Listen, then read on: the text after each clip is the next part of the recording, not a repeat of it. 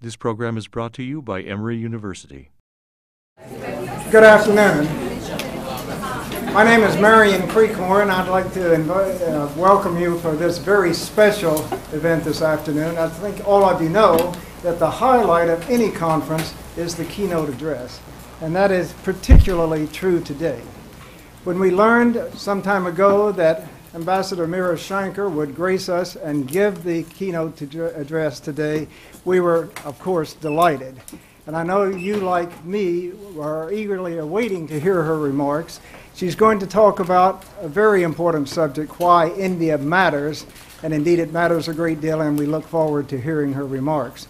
The ambassador has graciously agreed at the end of her remarks that she will take your questions, and so we will have a question and answer period after the formal remarks. I might tell you that she has just come from a meeting with President Wagner and Provost Lewis, who welcomed her for this, her first visit to the Emory campus. We hope it's only the first of many to come in the future. We're delighted that you're with us today. Let me just spend a couple of moments giving you a little bit about her biography, because you didn't come to hear me talk, you came to hear her talk. In her distinguished 34 years in the Indian Foreign Service, Ambassador Meera Shankar has had many important and challenging positions. She served as director in the Prime Minister's office, then as Minister for Commerce in the Indian Embassy in Washington, and then back in New Delhi, she headed the Indian Council of Cultural Relations. In the Ministry of External Affairs, she led divisions dealing with the South Asian Association for Regional Cooperation, SAARC, and India's relations with Nepal and Bhutan. As additional secretary, she was responsible for India's work with the United Nations and international security. Our speaker served for 5 years as India's ambassador to Germany before she took up her post in 2009 as the Indian ambassador to the United States. I need to tell you that she played a very critical role in the highly successful visit of President Obama to New Delhi and to India back in November of last year. And she will play an equally critical role in the implementation of the many important agreements reached between her government and the U.S. government on that visit. So it is a great honor and privilege for me to introduce to you this afternoon our keynote speaker, the Honorable Meera Shankar, our Indian Ambassador to the United States. Thank you.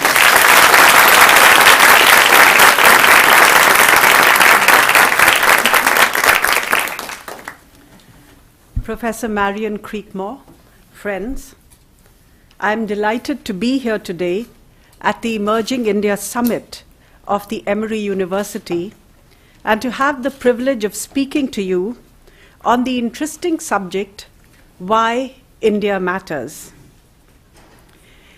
At one level, it can be said that India has always mattered from historic times.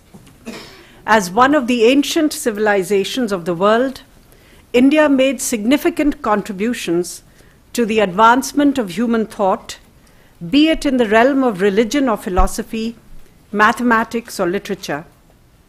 Mark Twain described it as the cradle of the human race, the birthplace of human speech, the mother of history, the grandmother of legend, the great-grandmother of tradition.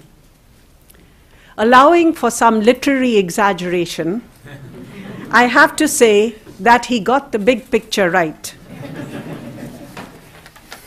Today, I would say that India matters because of the democratic values it stands for and the economic transformation it is undergoing, which not only brings hope for a better future for its over 1 billion people, but could become an anchor of stability and opportunity for the global economy.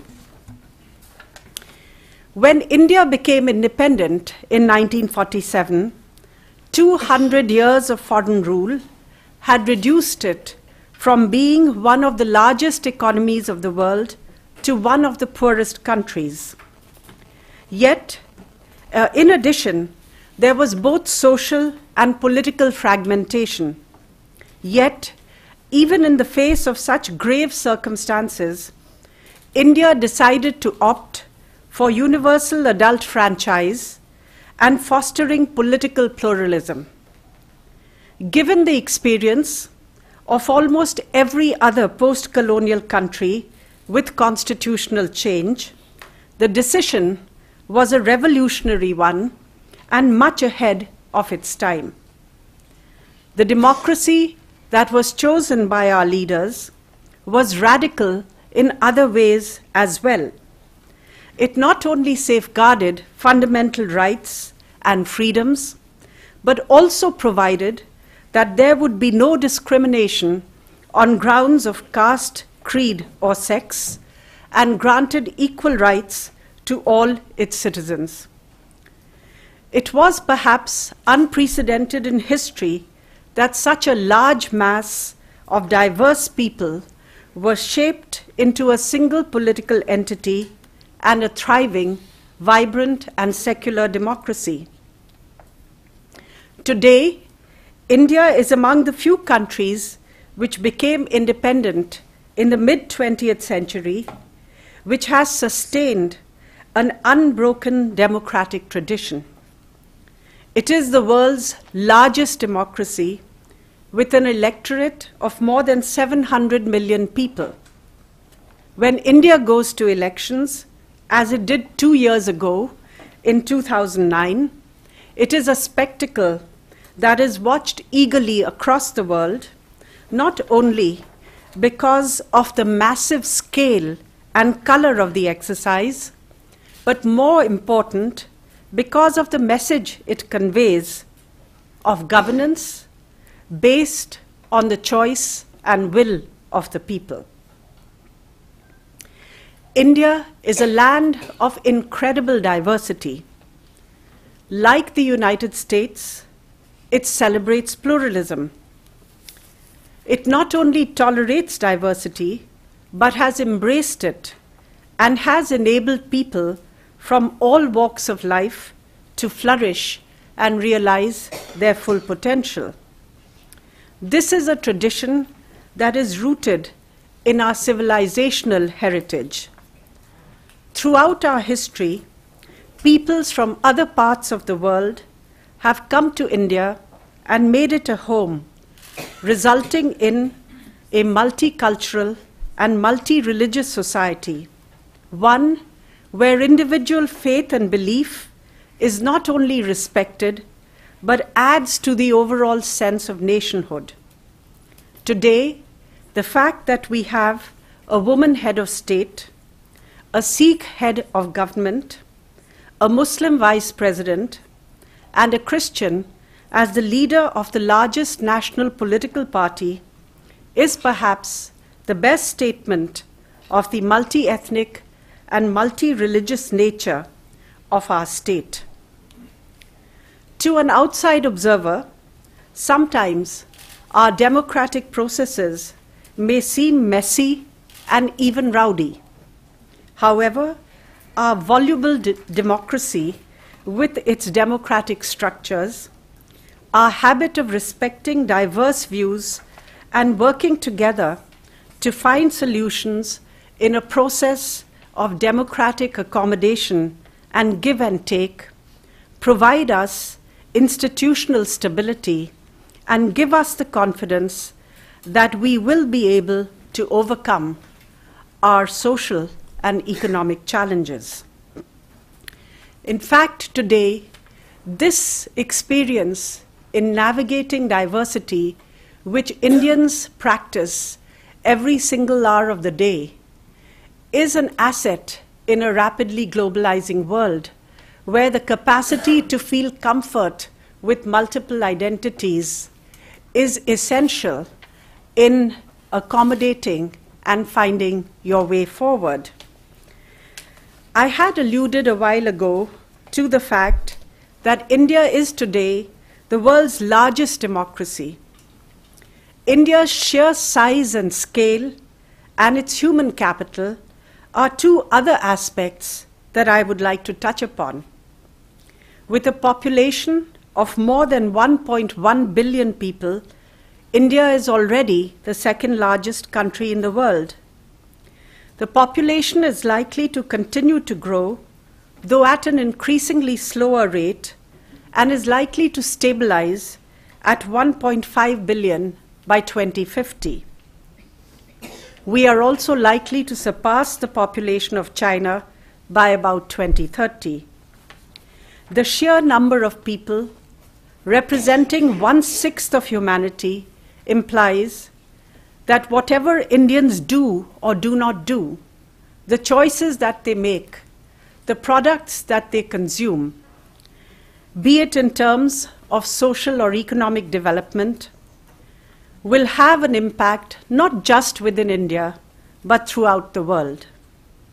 Further, given the fact that India remains a large developing country, instances of successful programs in various areas in India could very well be relevant in other parts of the world where there may be similar conditions. Our population growth has now fallen to 1.2% per year. The fact that we have pursued our population policies within a democratic framework has meant a slower demographic transition because we have relied on persuasion. Today, the median age in India is just over 25 years, and a vast majority of our population is less than 65 years old. This youthful demographic over the next several decades would continue to ensure that we see a rise in our workforce, which would provide critical energy and dynamism to sustain our high economic growth path. India already has a large pool of skilled workers, including highly skilled professional engineers and doctors. The existing pool is also increasing rapidly, with reports estimating that annually more than 3 million graduates and 300,000 engineers join the workforce. What this means is that Indian companies can work with other international companies in partnership to better synergize their respective resources. We have already seen this in the information technology sector, where multinational firms have been able to benefit by utilizing the services of India's skilled workforce and thereby increase their profitability and competitiveness. While there is some misapprehension in the US that this leads to job losses, this is not borne out by facts. As President Obama noted in his remarks in Mumbai during his visit to India last year, these are old stereotypes which ignore today's reality that increased economic interaction between India and the United States can be a win-win proposition for both of us. A second significant implication of these statistics is that India also represents a rapidly growing market. We have today a large and growing middle class.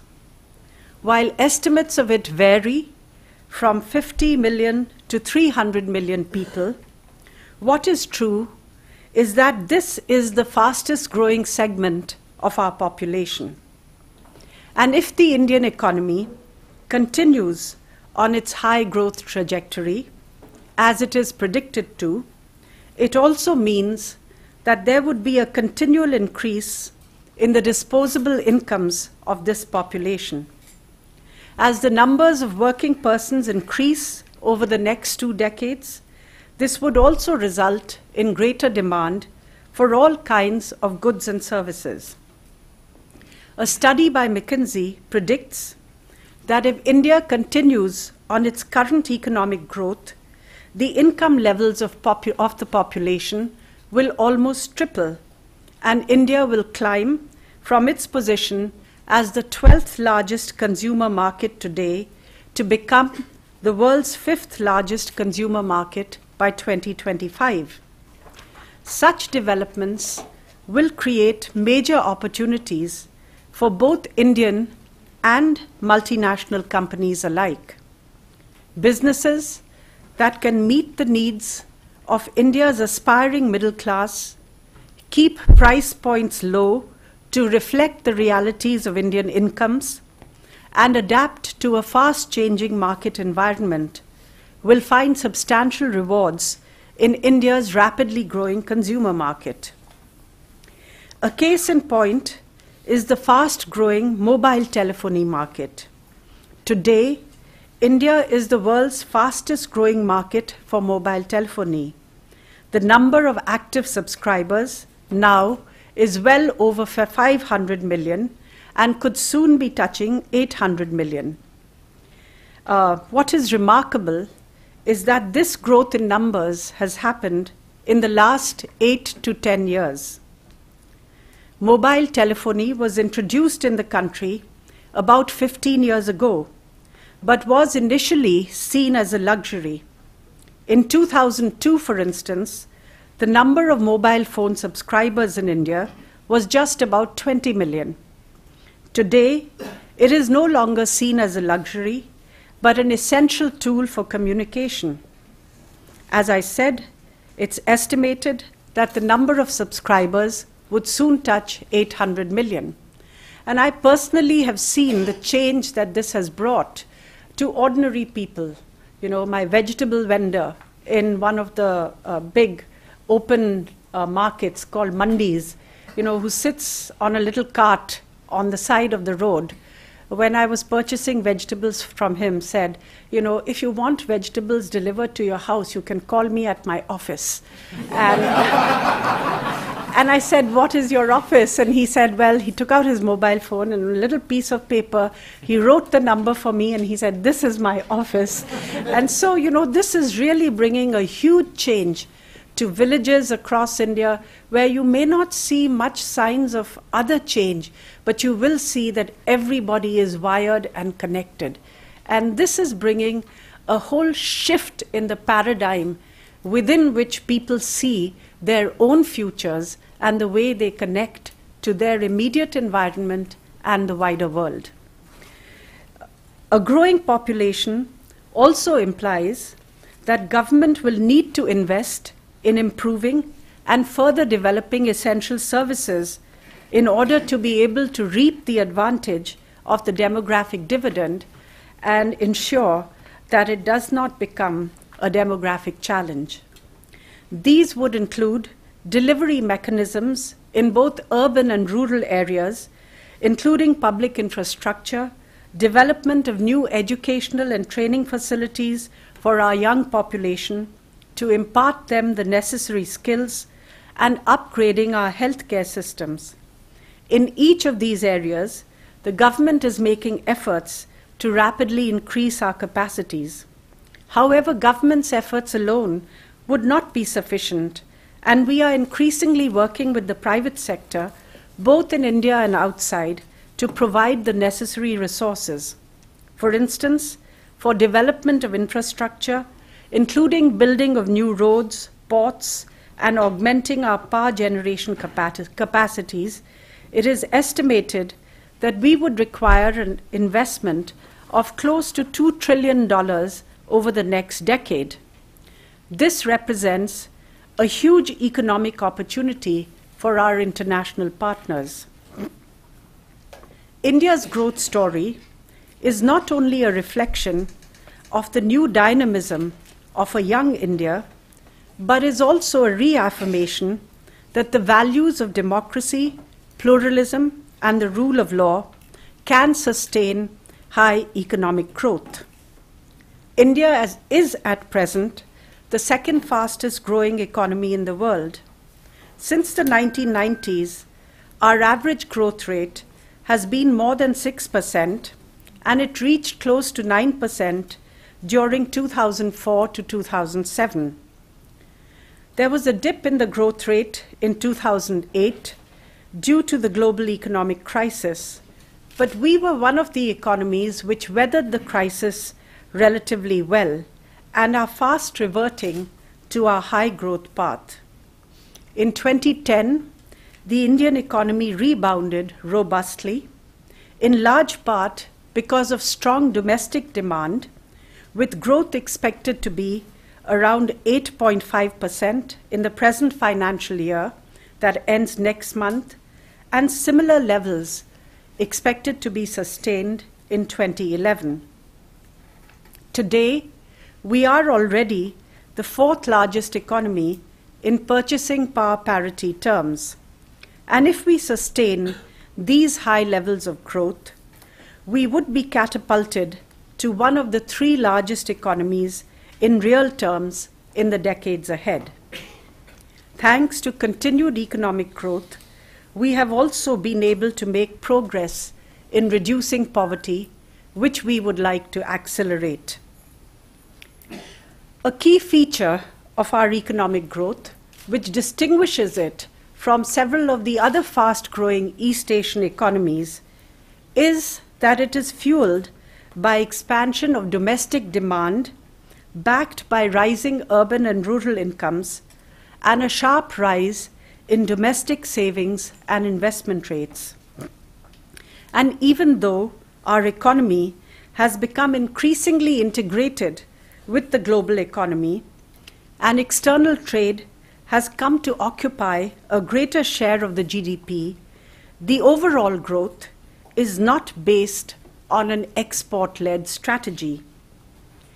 India's example shows that democracy and development can go together. Our policy choices for development have been the product of a healthy debate, resulting in a broad political consensus.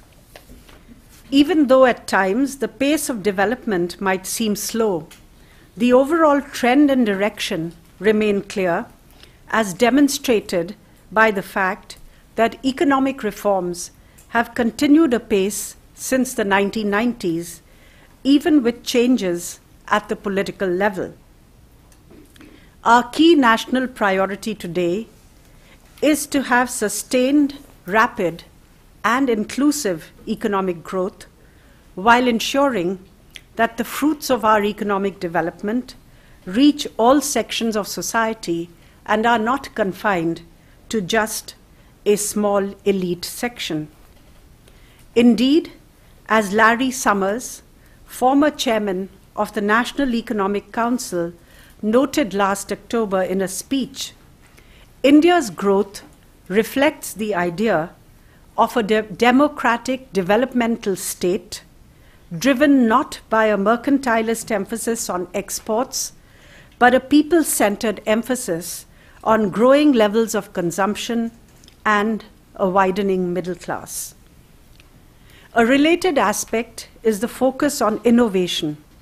To sustain rapid growth and help alleviate poverty, we intend to harness the creativity of our young population to drive innovation-led, rapid and inclusive growth to achieve economic and social transformation. Indeed, our economic growth has not followed the traditionally accepted model of economic transformation from agrarian to manufacturing and then to the services economy. It has been propelled by the services sector, utilizing our skilled human capital and the advances in communication technology and innovation.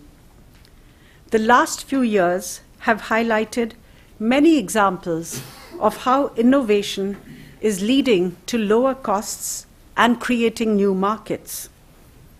Tata Motors, for instance, has changed the paradigm of automobile production through its small car, the Nano, which costs about US $3,000, but gets you from place to place, and surprisingly, without bending your knees.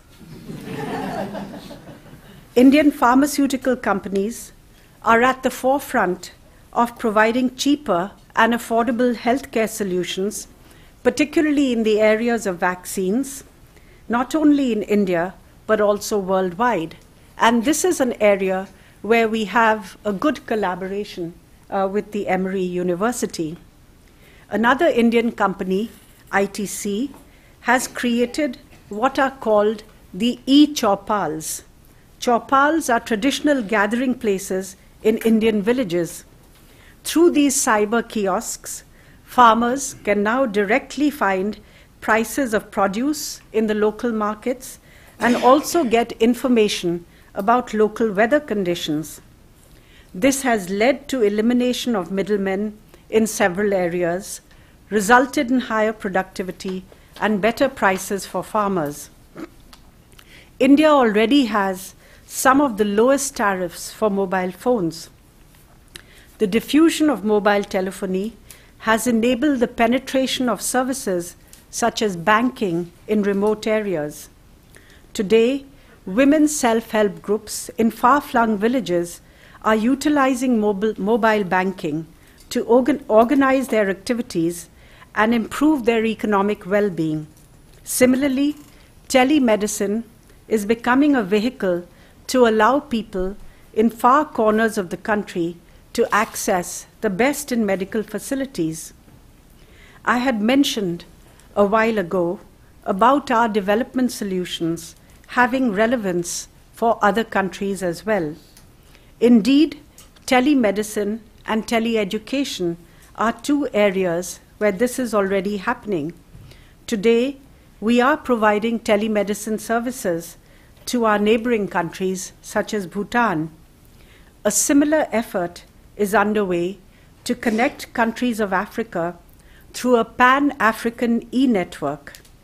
Indeed, it was the development of innovative and low-cost solutions in the field of agricultural development by India that led to the agreement during President Obama's visit, under which India and the United States will work together to help improve agricultural productivity in some countries of Africa.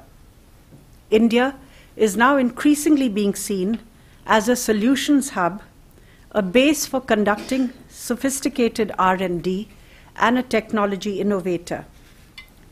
Going forward, we are aware that there are many challenges that we need to overcome to realize the full potential of the promise that the future holds for us.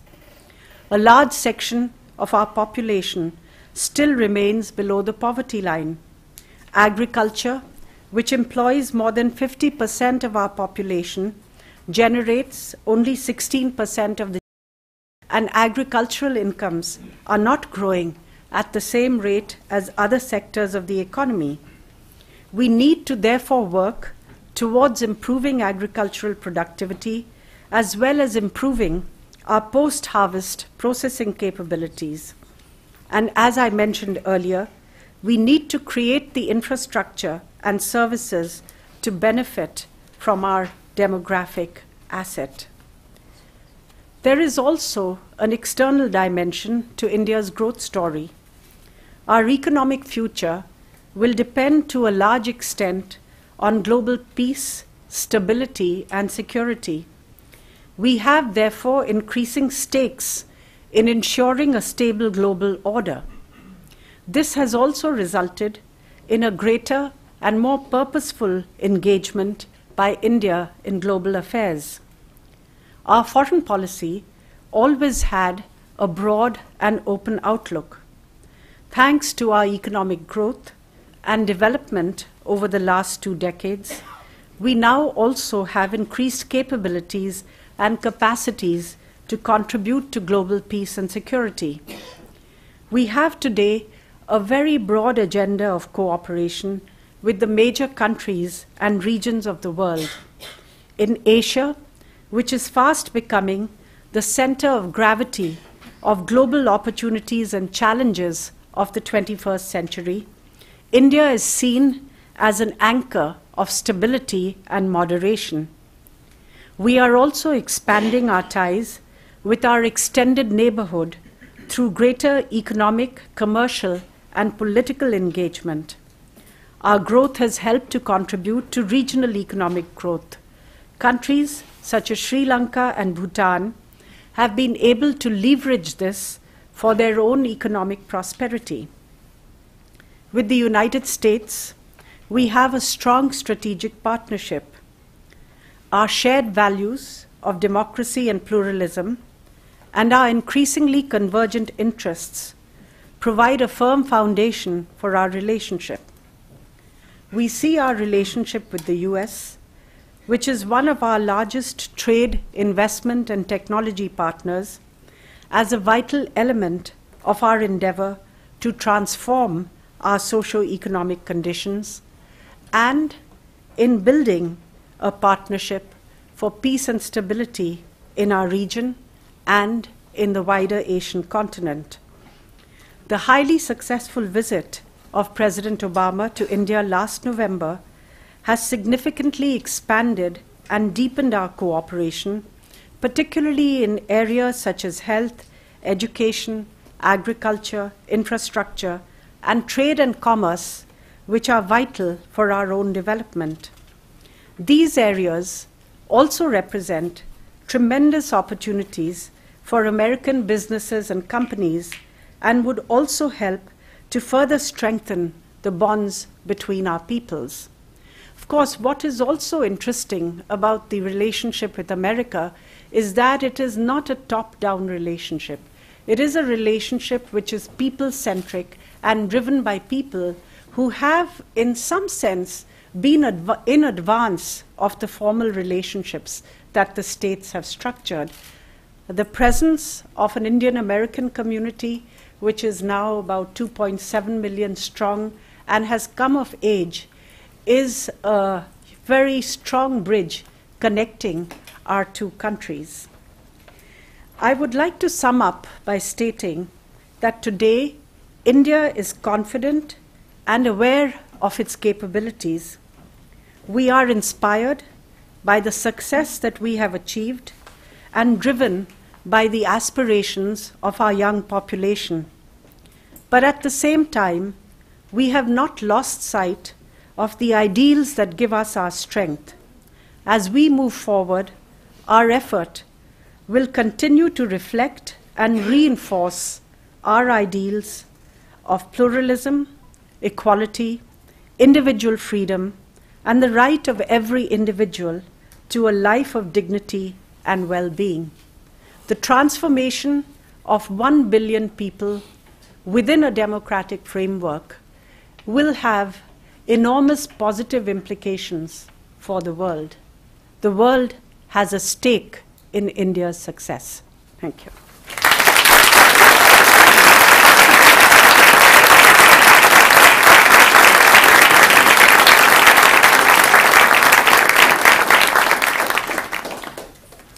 Thank you very much for a wonderful address.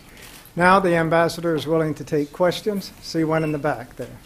They can just introduce themselves. Okay, please introduce yourself before you ask your question. Hello, Ambassador. My name is Wilson Trevino, and I'm a political scientist. I'm curious, one of the challenges that our nation is facing is that our institutions, our bureaucracies, are not adapting to the information age and are having problems responding to issues and problems. I know India has always had issues with graft and things in public administration areas. How have you been able to cope to adapt to this growing young population and these institutional cultural values that have existed in place? Thank you. It's a work in progress. Let me say that, this is very much one of the challenges that we need to address, because though India has, very highly developed islands of IT, and it's been more in link with the global economy, but the backward penetration of IT into the Indian economy and government has been somewhat limited. Today we are engaged in a massive exercise to change this. For instance, we are now undertaking a new identity card, national identity card scheme, which is headed by Nandan Nilekani, the former CEO of Infosys, one of our top IT companies. The idea being that once every person present in India, and we are not distinguishing, citizenship on this basis, but recording all those who are present, will be entitled to delivery on the basis of these ID cards directly, and it would enormously cut out many layers of leakage which take place right now. Some changes have occurred on account of liberalization, because the more you reduce the points of government discretionary decision making or regulation, and the more you introduce competition into the economy, you deal with some of these issues and get them out of the way. To give you an example, for instance, when I was in India, you had one no longer young, so we had one telephone provider that was a government provider, and if you wanted a phone connection, you would apply and they would say, oh, you've got to wait for years, because you know how many people we have on our waiting list? 2 million, and so on. And so you needed to either know somebody in government or use incentives to try to get your connection without waiting, for a decade in order to be able to talk to someone. Today, it's a buyer's market. It's not a seller's market, because once we opened out the mobile telephony market to private sector providers, what it's meant is that we have now, as I said, we are touching 800. We'll soon be touching 800 million phones. Our rates are amongst the cheapest in the world. They've introduced new cheap phones, which the poorest people can afford, prepaid services so that poor people can afford them. I mean, it's made a huge shift. Nobody in their minds would ever think of now applying and waiting on a government wait list for a phone. The same has happened, with cars. You had India producing a car before South Korea produced its first car in the 50s. The only difference being that by the 80s, we were producing the same car. The Ambassador car, I have nothing against it. It's a very nice car, and it feeds the nostalgia market in the UK. I'm told there's a limousine company in the UK which has imported ambassadors from India and dressed them up, and it's the vehicle of choice for the arrival of pop stars at various functions. But, the fact is that it was the one vehicle we were producing. Then the Maruti came, and if you wanted a Maruti, which was in collaboration with Suzuki, you had to apply, and then if you were lucky, there was a draw of lots, and your turn came. And because demand was higher than supply, people were hawking these on the black market, and, you either had to wait on a wait list to get a car, or, buy off the black market. The same for Bajaj scooters. I can give you a range of products, and it's completely changed. So the liberalization of the economy, the introduction of competition has changed it from a seller's market into a buyer's market, from an economy of scarcity into an economy where goods and services are available.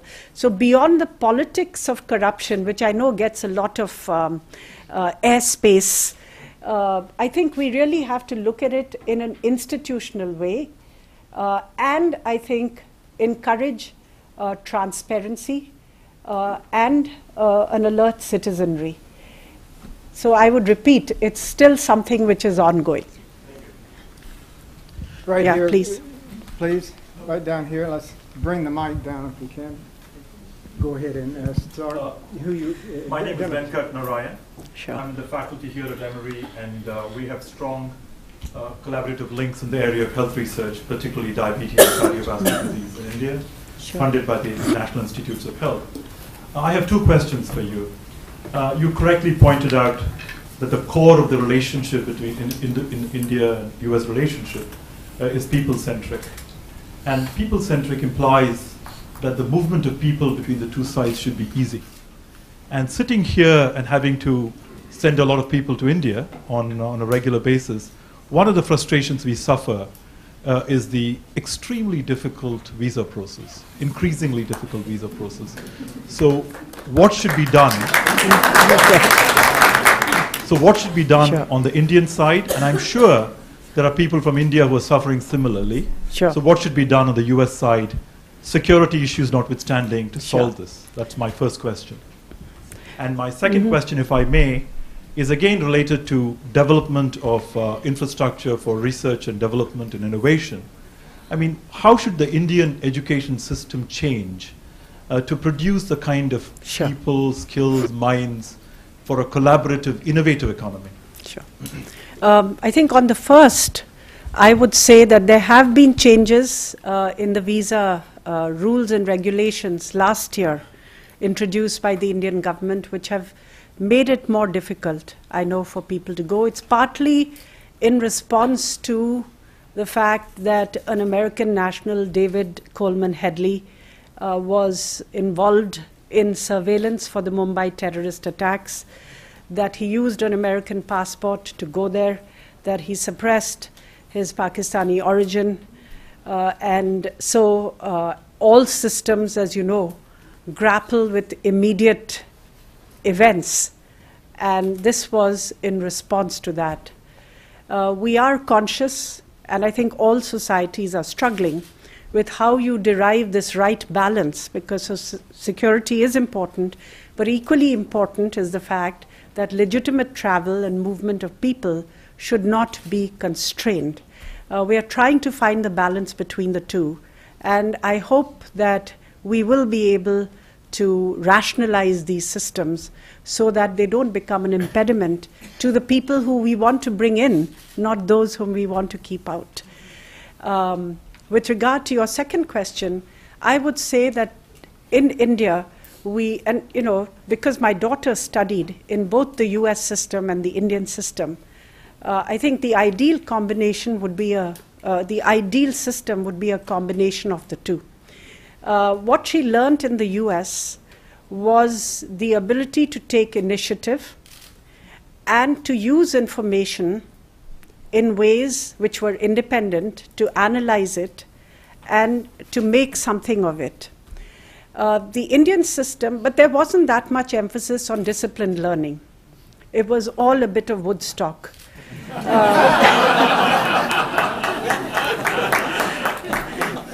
In India, on the other hand, there was a lot of emphasis on disciplined learning, but very little emphasis on initiative or creativity. So I think the right combination would be to have a bit of both. This is very much, I think, on the minds of people in India, that if we want to build a society which encourages innovation, if we want to build a society which has an emphasis on creativity, then we have to move away from rote learning to encourage independent thinking. And it's very much a part of the challenge that we face in the educational sphere today, not only how we expand it so that it's available to people, but also how we improve the quality. So we are engaged in this exercise presently, but we also seek to collaborate with universities and institutions from around the world. And we hope that that will create the kind of ecosystem which would nourish a culture of greater innovation. Thank you, please. Back up there, please.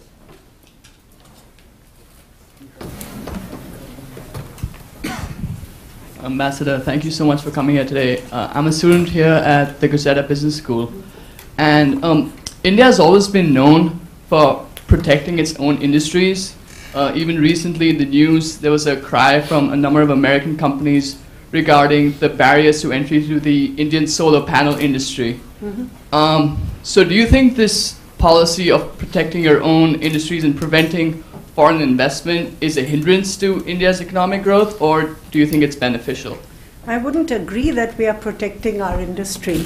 I would say that the Indian economy is quite open, And on the solar panel issue itself, since that's the context in which you raised it, let me explain this to you. You know, we have adopted a national action plan on climate change, where we hope to target about 20,000 megawatts of solar energy generation by 2020. Today, we have about 8% of 8 to 9% of our installed generating capacity, which comes from renewables. That is mainly microhydel and wind. It's not solar, because solar is almost 13 to 15 times as expensive as conventional energy. And in a scenario where you already have energy shortages, the ability to kickstart a program with that much difference in tariff commercially is almost negligible. So to kickstart solar energy generation on a larger scale, the government has introduced a program to buy 1,000 megawatts of solar energy at a tariff of 17 rupees a unit, whereas, say, thermal is, you know, the ultra mega is rupees 1 point something per unit for Indian coal and 2 point something per unit for imported coal. That's the order of subsidy that the Indian government is giving to kickstart this program. If we take a look at America, the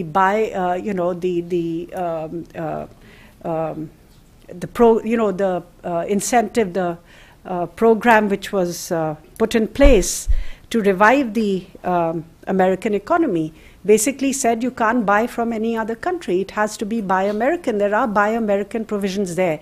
But ours is far more liberal, because what we are saying is that if we want, since we are giving a government subsidy, and that's the key, outside of government, if any company wants to put up a plant and sell commercially, they are welcome to. But this involves a huge government subsidy. So we want to use this to create production capacities in India, which will be the key to bringing down the price of solar energy, which will be the key to sustaining a program in the long run. We don't distinguish between American companies or Indian companies. If American companies come into to India, invest and produce, they are welcome. There's no bar on investment. Please. Yes, right. Lady right there. Hello, Ambassador. My name is Nandita Balakrishnan, and I'm a first-year student at Emory. My question is, as you said, the current head of state in India is a female. In the past, the head of government was a female. Why is it you think that India has achieved this, but the United States, which has been a democracy for much longer, has yet to fully achieve this? Well, you know, I think that if I may say so, I would like to be honest. The situation of women in India is mixed. I would say it's a mixed picture.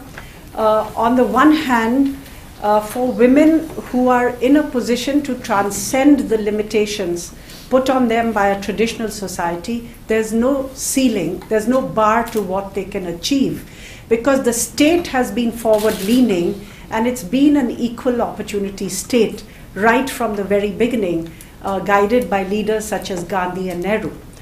On the other hand, a large number of women continue to be in a position where they can't transcend the limitations put by them, put on them by a traditional society. So they still have a long way to go. Of course, at one level, I would agree with you that in India, we tend to accept women in positions of authority more easily than elsewhere. And perhaps this has to do with our old traditions of goddess worship. Shakti or energy or power is female.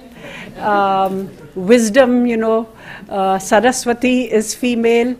Lakshmi, the goddess of wealth, is female. Durga, the killer of demons, is females. So you can choose your pick. There are a very large number of very powerful figures of women in positions of divinity, which in a sense make the acceptance of women in society easier. I would recommend this to the United States.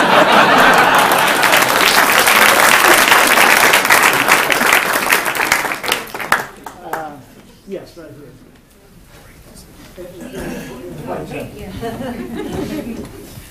evening, Ambassador.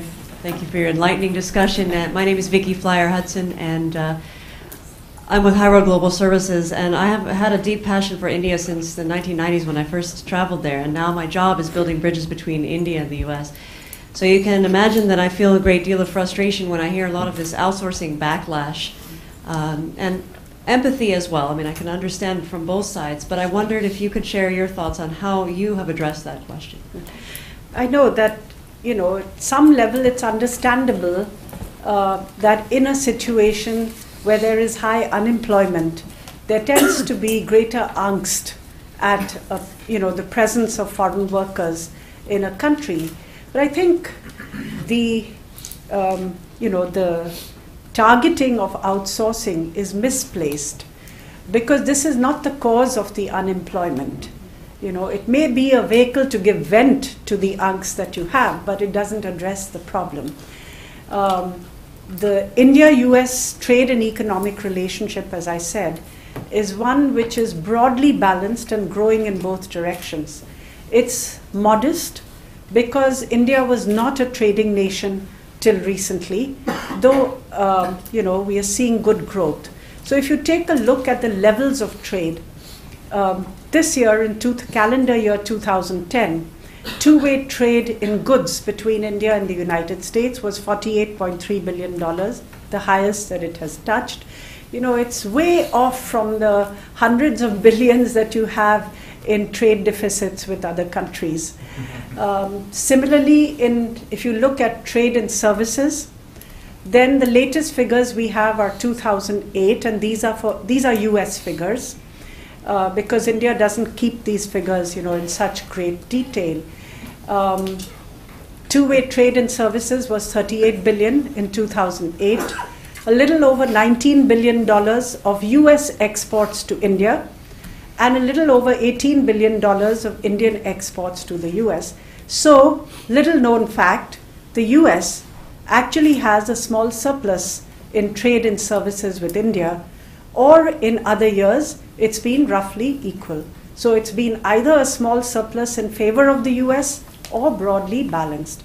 The third factor I mentioned in my talk was that the Indian economy is different to the export-led growth model of the East Asian tigers. It's a model which basically relies on expansion of domestic demand and domestic investment, growth of the domestic market to fuel economic growth. It's a model really which should be welcomed by the United States and encouraged, because it doesn't lead to global imbalances. Indeed, it provides global stability and global opportunity. India overall buys more than it sells. We have a small current account deficit, and I do hope that it doesn't reach US levels.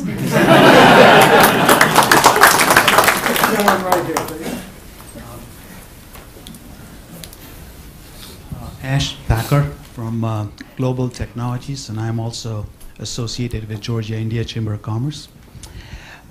You mentioned very succinctly that how India bypassed traditional growth model of a lot of economies, where we went straight from agricultural to the service-oriented economy.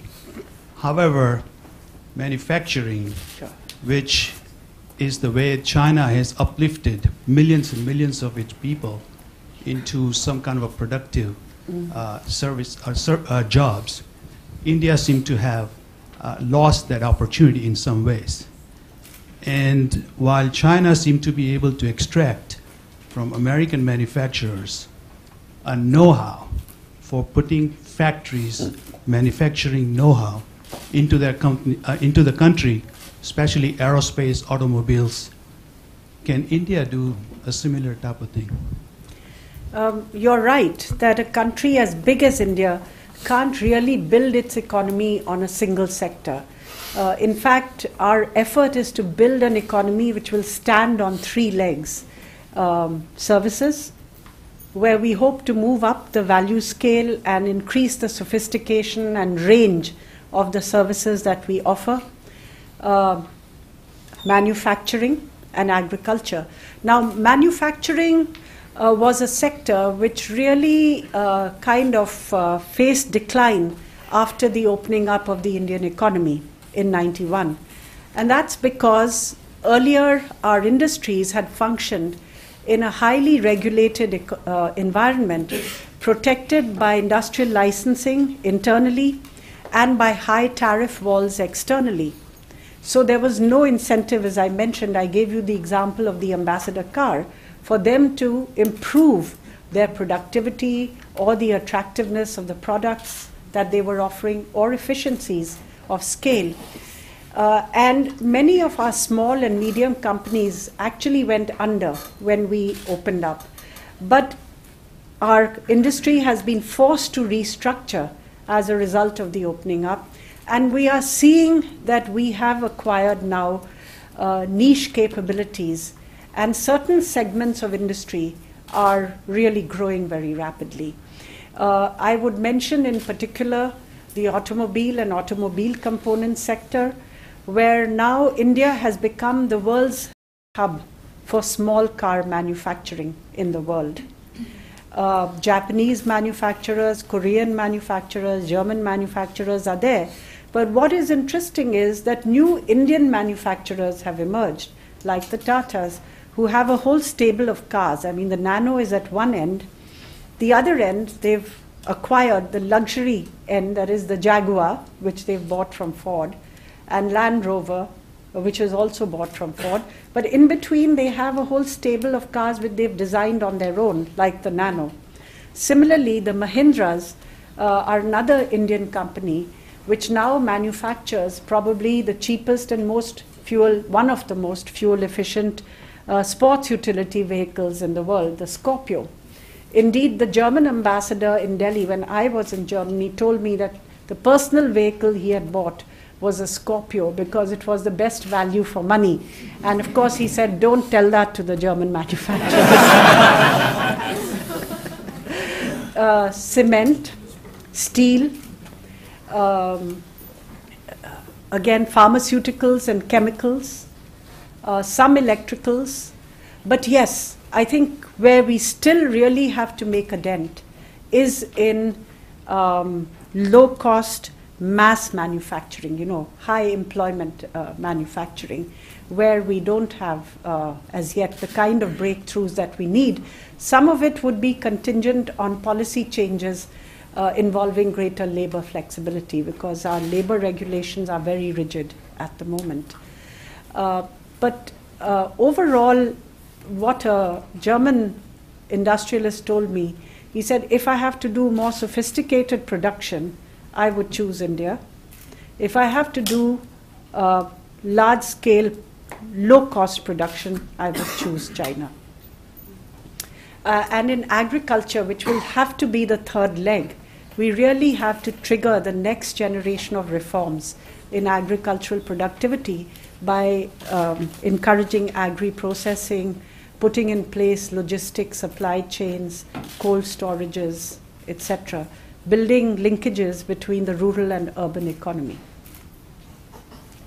With your indulgence, can we have one or two more questions? Okay, one or two more questions. Yes, sir. Lucius Koshi. My question to the ambassador is if you could shed some light on, in addition to GDP numbers, can you also shed light on inflation numbers? Inflation at times have even been greater than your GDP numbers, relating in negative growth.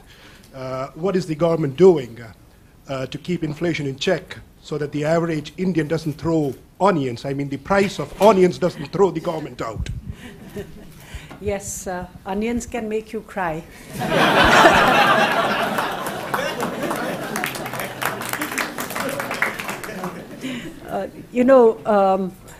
These GDP figures are adjusted for inflation. When you give the GDP growth figures, they are adjusted for inflation. But yes, inflation has been a point of concern, particularly over the last year, where we had a bad harvest. It was a poor monsoon, it was a bad harvest, and there were supply-side constraints.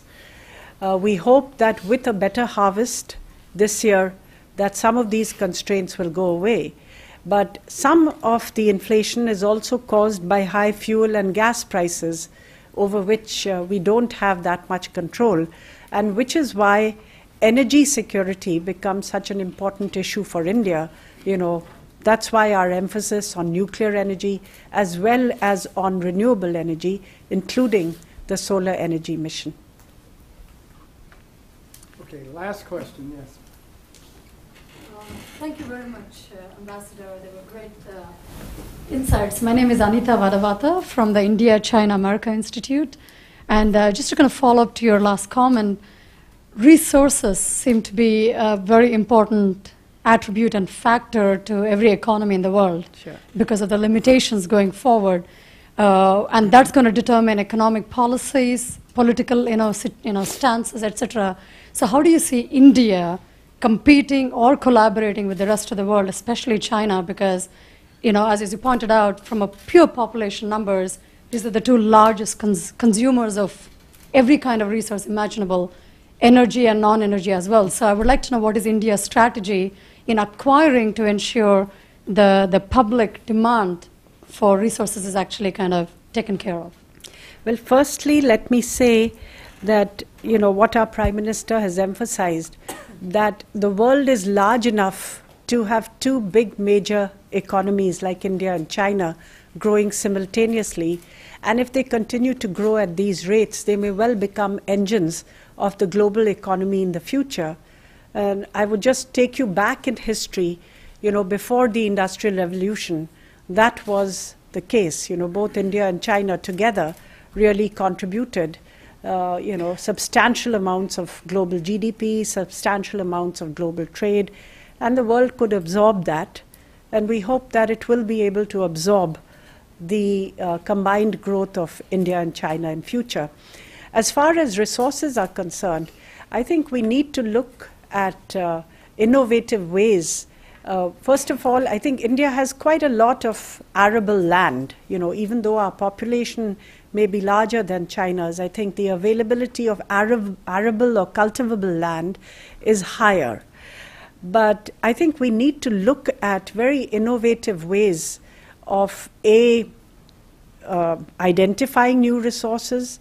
For instance, we have new gas finds that we are now developing off the coast of the Bay of Bengal, the KG Basin gas finds. We need to step up our own prospecting in India as well as in the coastal areas offshore. We need to be more frugal in terms of energy efficiency, because that itself could probably give us 25% additional capacity without actually investing in additional infrastructure. So energy efficiency and frugality of use will be a very important element going forward. We need to shift lifestyle. So if people buy cars, well, already the roads of Delhi are so choked that people want to use the metro. So the government must invest in public transportation, mass rapid transport networks, which will give people the choice of using private transport or using public transport.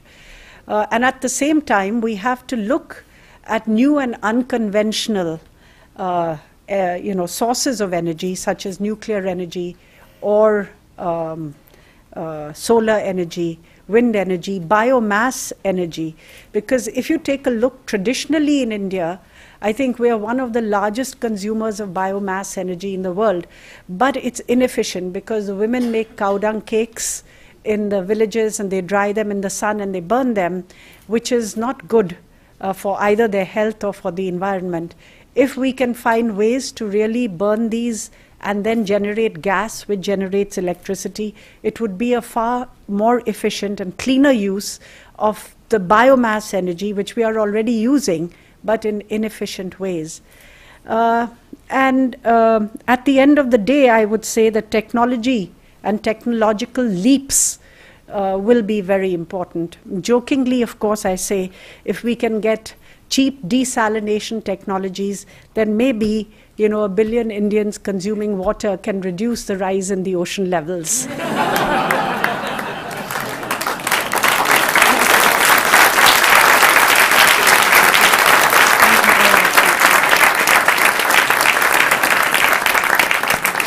It's been a great privilege to have you today. We've enjoyed your remarks. We've marveled at your wisdom in answering the questions. We just hope you'll come back soon to Emory University. Thank you so much.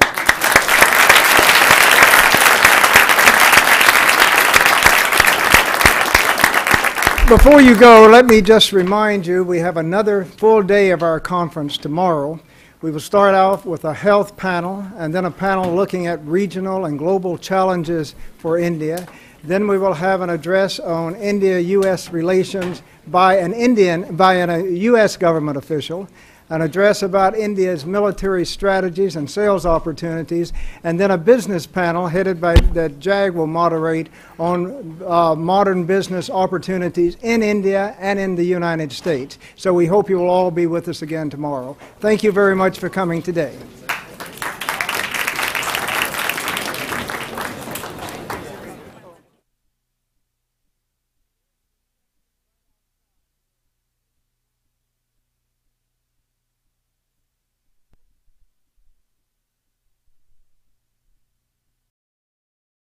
The preceding program is copyrighted by Emory University.